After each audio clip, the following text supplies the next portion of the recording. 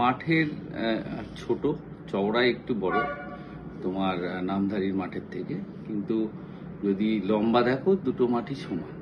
তবে এই মাঠের আগে অনেক ম্যাচ আমরাও খেলেছি এবং মডার্ন স্পোর্টিং ক্লাব লাস্ট ইয়ারও এই মাঠে খেলেছে, সেহেতু মাঠ নিয়ে কিছু বলার থেকে আমাদের ম্যাচটা জিততে হবে।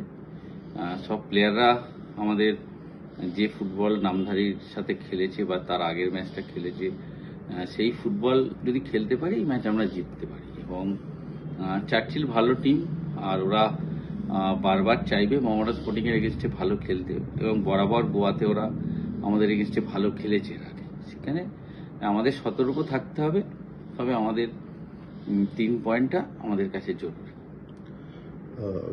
কালকে মোহামেডান অপোনেন্ট টিমের এগেনস্টে খেলছে, তো অপোনেন্ট ফ্যানসও প্রচুর থাকবে, সেটা কি এক্সট্রা প্রেশার বানাবে? না, আমরা ফ্যানের মধ্যে খেলে অভ্যস্ত। আমরা ইস্টবেঙ্গল মোহনবাগানের সাথে যখন খেলি দুটো টিমেরই সমান সমান ফ্যান থাকে, বা কলকাতা লিগে আমরা অনেক ম্যাচ খেলেছি, আমাদের ফ্যানদের পুরোটাই আমাদের ফ্যান ছিল, কিন্তু মোহনবাগান ইস্টবেঙ্গল ম্যাচে আমরা মোহনবাগান ইস্টবেঙ্গলের ফ্যানদের এগেনস্টে আমরা খেলেছি, সেহেতু সেটা বড় ফ্যাক্টর না। আমাদেরও প্রচুর ফ্যান থাকবে কালকে মাঠে, কিন্তু প্রায় 100 জন তো থাকবেই আমাদের সাপোর্টার আসছে যারা এখান থেকে। সেখানে আমাদের ওটা অসুবিধা না, আমাদের আসল হচ্ছে আমাদের কনসেন্ট্রেট রাখতে হবে। আমরা যে ধারাবাহিকতা এখন অব্দি আই লিগে দেখিয়েছি সেই ধারাবাহিকতা আমাদের রাখতে হবে, এবং ম্যাচটা সবচেয়ে বেশি আমার 3 পয়েন্ট জরুরি।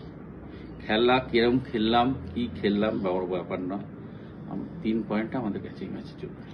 লাস্ট ম্যাচে দেখো নামধারীর সাথে যে কনফিডেন্স খেলোয়াড়রা দেখিয়েছে, কখনোই মনে হয়নি যে আমরা গোল পাবো না আমরা বাইরে বসে।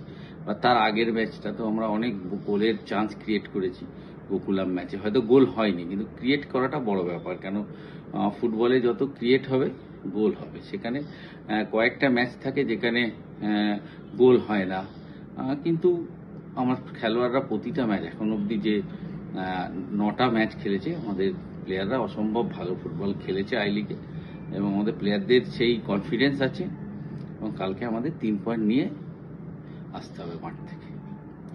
ইনজুরি আমাদের ইরশাদ, ডেটল, দীপু হালদার, ডেনজিল, এদের ইনজুরি আছে। ওরা কলকাতাতেই আছে, ওরা আগের ম্যাচে লুধিয়ানাতেও আসেনি। আশা করছি ওদের আমরা 24 তারিখের ম্যাচে ইরশাদ, ডেটলদের আমরা দীপুদের পেতে পারি। Thank you Dipu.